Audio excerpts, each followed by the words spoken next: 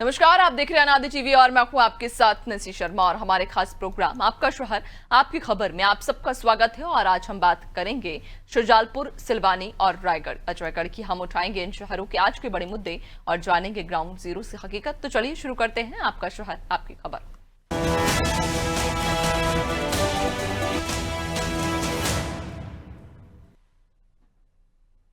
तो सबसे पहले बात करते हैं एमपी के शुजालपुर की, जहां स्कूली वाहनों की लापरवाही का खामियाजा अभिभावकों को भुगतना पड़ रहा है।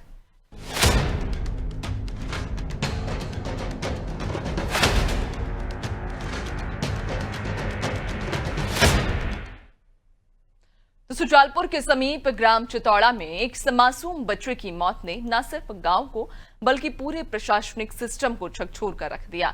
ये कोई आम हादसा नहीं था, बल्कि स्कूल प्रशासन और आरटीओ विभाग की घोर लापरवाही का खामियाजा है। बता दें कि स्कूलों द्वारा चलाए जा रहे परिवहन वाहन बिना फिटनेस, बीमा और सुरक्षा मानकों के ही सड़क पर दौड़ रहे हैं और जिम्मेदार अधिकारी आंख मूंदे बैठे हुए हैं।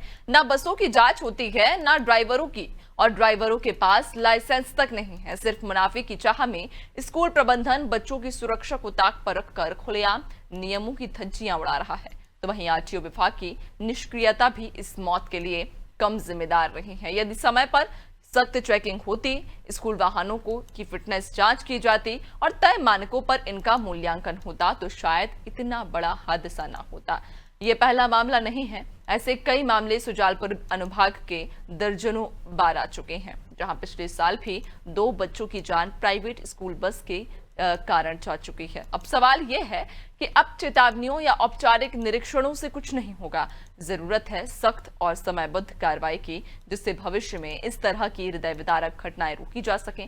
फिलहाल मामले में पीड़ित परिजन का क्या कुछ कहना है, वो सुनिए।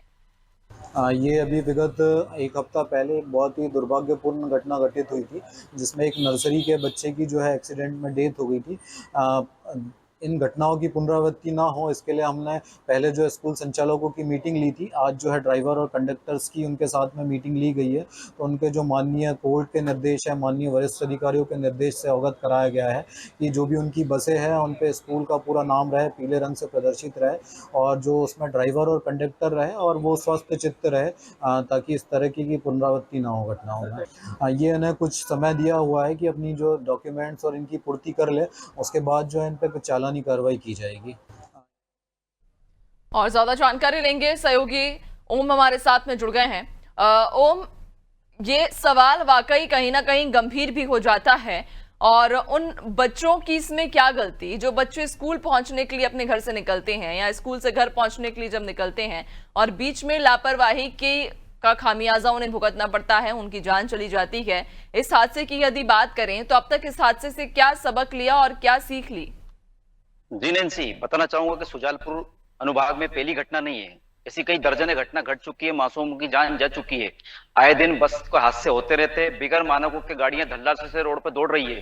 स्कूल प्राइवेट स्कूलों की मनमानी इतनी खतरनाक है कि अगर बच्चे 20 बिठाने हैं तो लगभग 35 बच्चों को बिठाया जाएगा, उनको ठूस ठूस कर बिठाया जाएगा। छोटे बच्चे हो या बड़े बच्चों, सबको भैंस बकरियों की तरह उस गाड़ी में बिठाया जाएगा। बिगर मानकों के, ना ड्राइवर के पास कोई ड्रेस कोड है, ना जो कंडक्टर रहता है उसके कोई ड्रेस कोड है, ना अलार्म है, ना जीपीआरएस गाड़ियों में। सबसे बड़ी मनमानी उन स्कूल संचालकों की धल्ले से दूर रही। कहीं ना कहीं नेताओं का संरक्षण है, इस चक्कर में प्रशासनिक अधिकारी कार्रवाई नहीं कर पाते। जब हम प्रशासन अधिकारी से की चर्चा पूर्णता करते हैं तो उनका सिर्फ दबाव यही रहता है कि कहीं ना कहीं हम किसी वजह से कार्रवाई नहीं करते। वजह उसकी एक ही निकल के आती है कि जो गाड़ियां चलती है, जो स्कूल संचालक है, वो कहीं ना कहीं नेताओं के संरक्षण में चलते हैं। सीधा एक अभी एसडीपी ने एक मीटिंग ली थी, उसमें सीधा एक इंस्टीट्यूट संचालक ने, शांति कॉन्वेंट वाले ने खड़े होकर बोला कि एक जो संचालक है स्कूल का, उसने आरोप लगाया था कि हमारी गाड़ियां प्रशासनिक कार्यक्रम में क्यों हायर की जाती है, ना हमें पैसे दिए जाते हैं, ना हमारी गाड़ियां। तो ये सब जो दबाव है नेताओं के, उस कारण क्या स्कूलों की मनमानी चलेगी। जिन बच्चों की जान जाती है उन पालकों से पूछो, उन माँ बाप से पूछो, चीख की आवाजें हैं। ये दर्जनें घटना घट चुकी है। अगले साल भी 2 घटना शुजालपुर अनुभाग में घटी थी, जिसमें दोनों बच्चों की जान गई थी। वो सिर्फ स्कूल संचालक की लापरवाही के कारण गई थी। आज जो घटना घटी 4 दिन पहले, वो भी एक स्कूल संचालक की लापरवाही के कारण एक बच्चे की जान चली गई। लेकिन सबसे बड़ी बात यह भी निकल के आती है कि आज दिनांक तक कोई कार्रवाई नहीं है।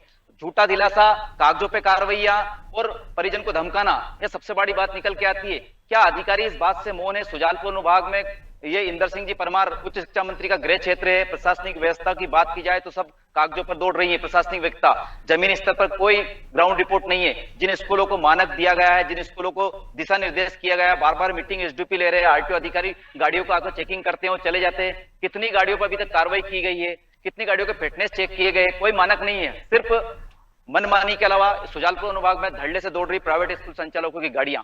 नैन्सी, बिल्कुल, यानी कि मनमानी की वजह से मासूम बच्चों को अपनी जान गंवानी पड़ रही है। किसी की लापरवाही का खामियाजा कोई निर्दोष भुगत रहा है। कार्रवाई की यदि लेकिन बात करें ओम, तो हर बार जब ये घटना होती है या इस प्रकार की घटनाएं घटती हैं तो उस दिन महज कुछ 2 या 3 दिन सिर्फ खाना पूर्ति मात्र की जाती है कार्रवाई के नाम पर।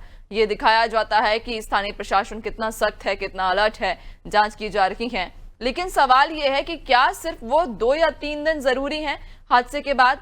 क्या जरूरी नहीं कि अगर रोजाना या हर दूसरे या तीसरे दिन जांच की जाए तो शायद ये घटनाएं ना हो? चूंकि जब घटना होती है, हादसा होता है, तो उसके सिर्फ 2 या 3 दिन बाद तक ही खाना पूर्ति मात्र की जाती है जांच के नाम पर।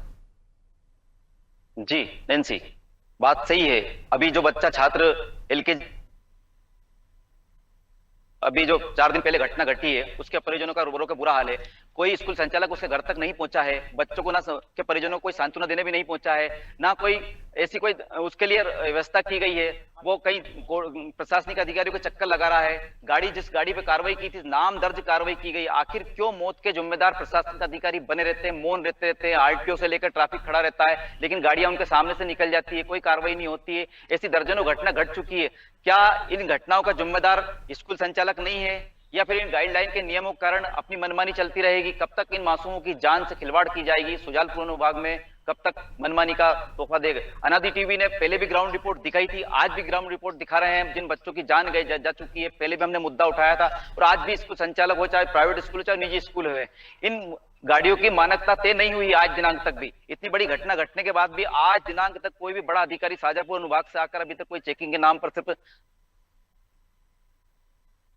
चेकिंग नहीं की गई। नैन्सी, बिल्कुल, यानी कि कहीं ना कहीं लापरवाही है और खाना पूर्ति जो कार्रवाई के नाम पर की जाती है, जब भी घटना घटती है तो उसके 2 या 3 दिन तक स्थानीय प्रशासन हो या तमाम जो स्कूल संचालक हों वो खाना पूर्ति करते हैं। ये दिखाते हैं कि कितने सजग हैं, कितनी सख्ती से कार्रवाई की जा रही है।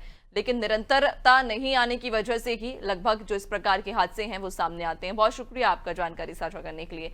तो बताते चलें कि स्कूल प्रशासन, आरटीओ की बड़ी चूक, कुछ मासूमों की जिंदगियां ली गई, जहां इस बस हादसे में कहा जा रहा है कि जो नन्ही जानों जिन्होंने अपनी जान गंवाई है उनका इसमें क्या कसूर। अब सवाल यही कि आखिरकार इस घटना से क्या सबक लिया और क्या सीख ली, और अब क्या कार्रवाई के निर्देश दिए जाएंगे।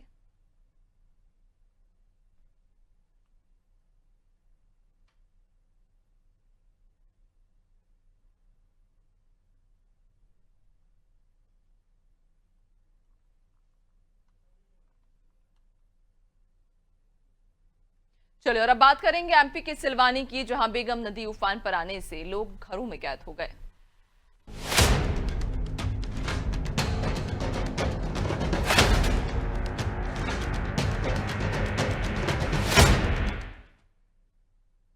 और मध्य प्रदेश के रायसेन जिले के सिलवानी में हर साल बरसात के दौरान बेगम नदी के उफान पर आने से स्थानीय लोगों की जिंदगियां थम जाती हैं। बता दें कि बेगम नदी के उफान से मुख्यालय 2 हिस्सों में जमुनियापुरा और बगियापुरा में बढ़ जाता है, जिससे करीब 2000 रहवासी परिवार अपने ही घरों में कैद होकर रह जाते हैं।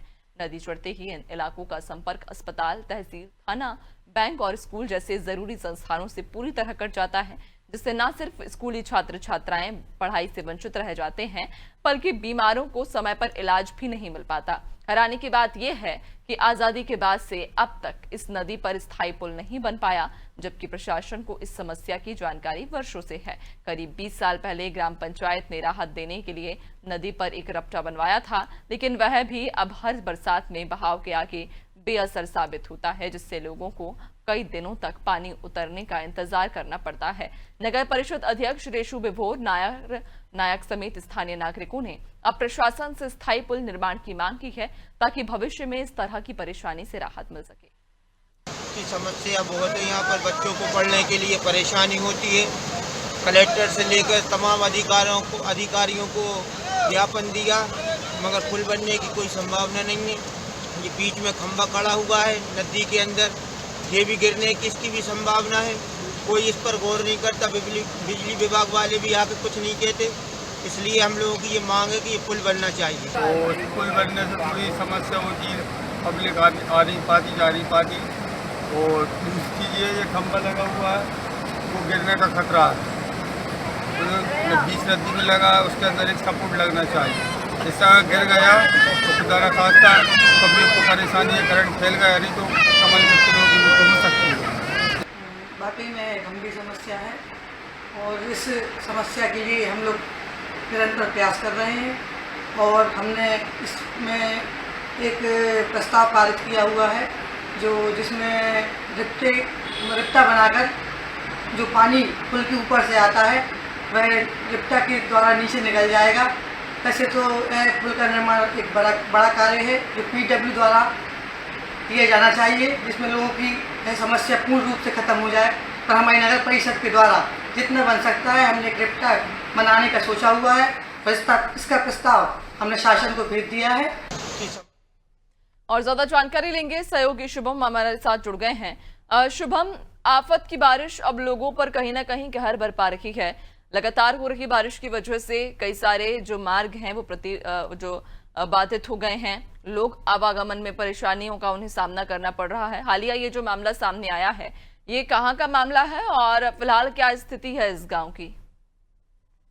बिल्कुल नैन्सी, मैं आपको बताना चाहूंगा नगर परिषद के वार्ड क्रमांक 1 है ये बगियापुरा और जमनियापुरा, जो सिलवानी मुख्यालय को जोड़ता है।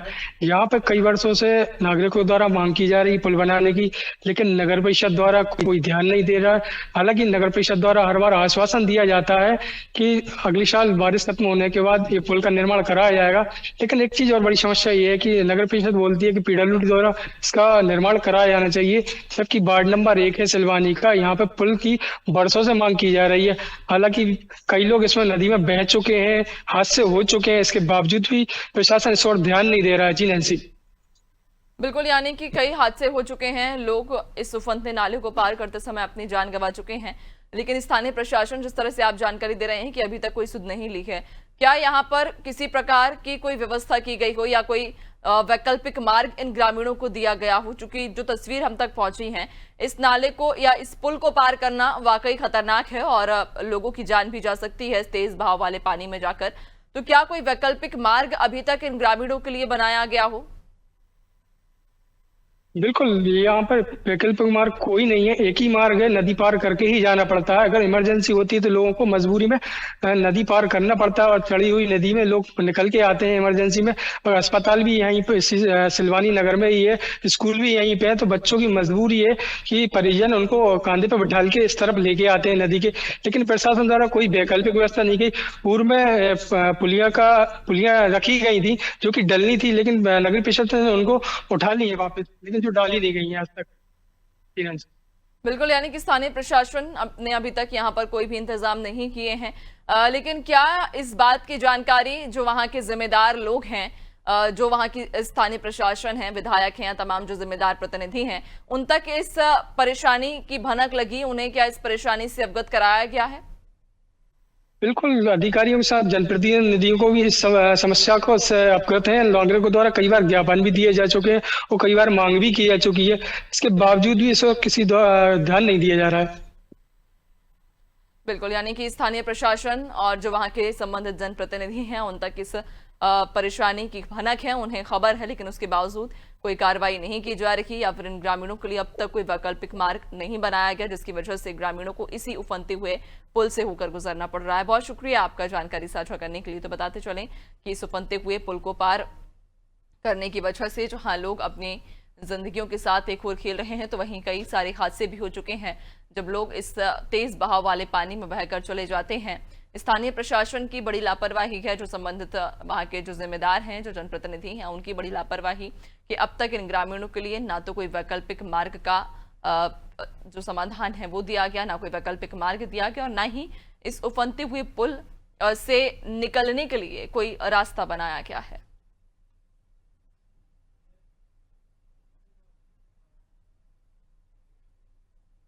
और अब बात करेंगे पन्ना के अजयगढ़ की, जहां PM सड़क योजना के तहत बनी पुलिया भ्रष्टाचार की फेट चढ़ गई।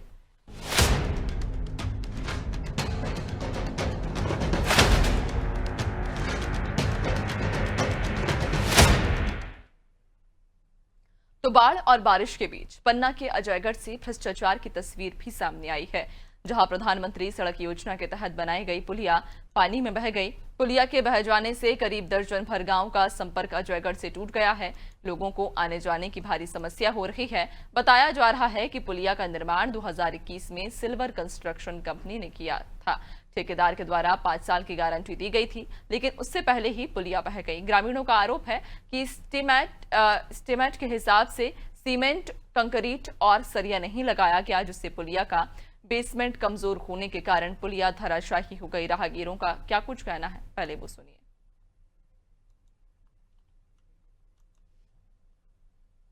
तो आपको बताते चलें कि भारी बारिश की वजह से जनजीवन पूरी तरह से अस्त व्यस्त हो चुका है, जहां लोग अब लगातार हो रही बारिश की वजह से परेशान हैं। और ये ताज़ा मामला जो आपको बता रहे हैं पन्ना के अजयगढ़ से सामने आया, जहां भ्रष्टाचार की भी तस्वीर सामने आई है। दरअसल यहां प्रधानमंत्री सड़क योजना के तहत बनाई गई पुलिया पानी में बह गई है और पुलिया के बह जाने से करीब दर्जन भर गांव का संपर्क टूट गया। ज्यादा जानकारी लेंगे, सहयोगी संदीप हमारे साथ में जुड़ गए हैं। संदीप, इस जो पुलिया का जो हम तस्वीर देख पा रहे हैं टीवी स्क्रीन पर कि पहली ही बारिश में पुलिया की क्या स्थिति हो गई है। पहले पानी के बहाव में पुलिया पूरी तरह से टूट गई है। लगभग इसका किस साल निर्माण हुआ था, कितने साल हो चुके हैं इस पुलिया को बने हुए, और क्या ये पूरा मामला है?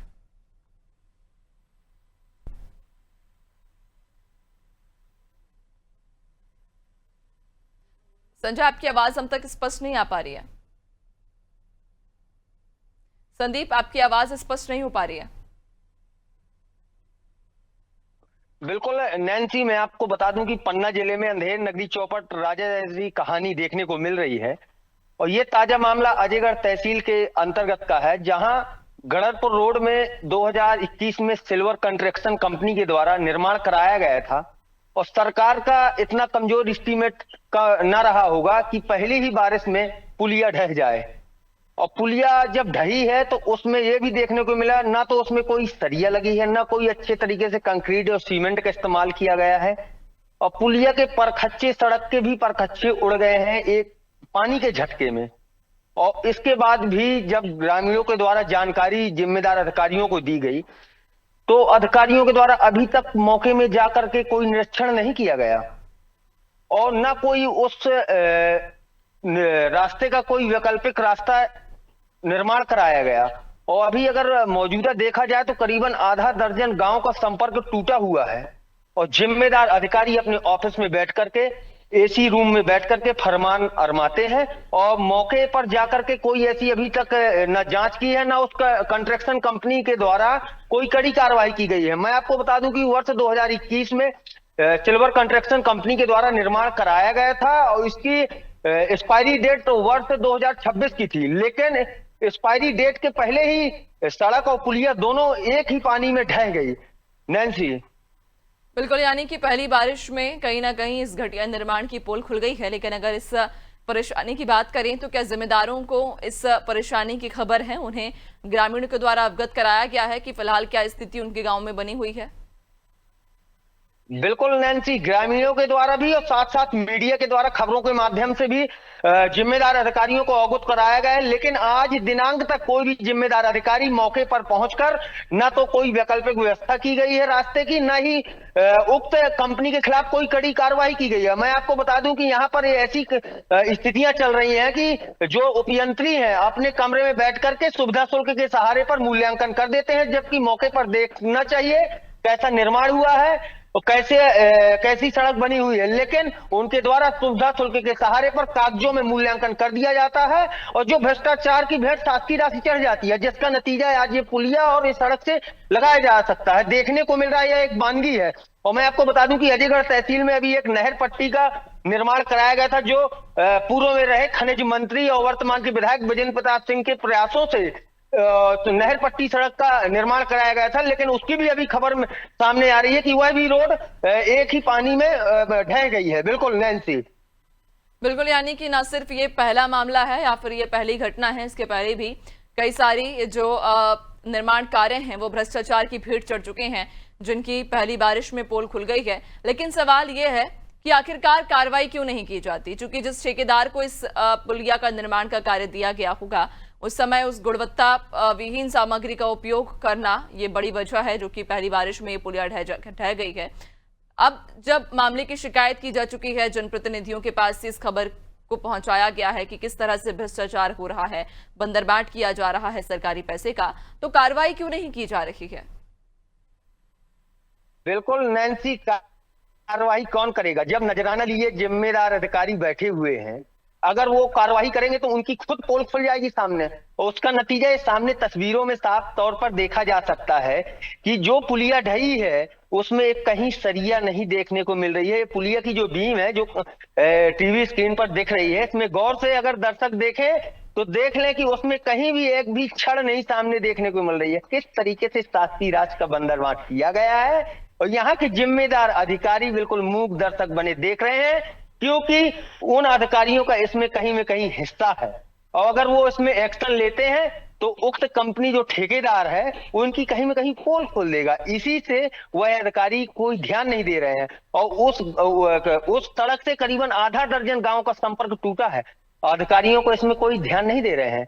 हालांकि इस संबंध में शायद जानकारी लगी है कि कुछ लोगों के द्वारा जिले विधानसभा के जो विधायक हैं यहाँ के पन्ना विधानसभा के विजेंद्र प्रताप सिंह, उन्हें भी अवगत कराया गया है। शायद भर उनके द्वारा भी अधिकारियों को कड़े निर्देश दिए गए हैं कि वैकल्पिक व्यवस्था बनाए। जो कंपनी है निर्माण कंपनी, उसके विरुद्ध कड़ी कार्रवाई करने की भी बात कही गई है। लेकिन अब देखना होगा कि जांच के बाद क्या कार्रवाई होती है कंपनी के खिलाफ। ये देखने वाली बात रहेगी कि आखिरकार क्या कार्रवाई होती है और उन ठेकेदारों पर क्या कार्रवाई की जाएगी। सबसे महत्वपूर्ण बात, जिन्होंने सरकारी पैसों का बंदरबाट किया है, जिन्होंने भ्रष्टाचार किया है, जिनकी वजह से ग्रामीण आज परेशान हो रहे हैं। बहुत शुक्रिया आपका जानकारी साझा करने के लिए।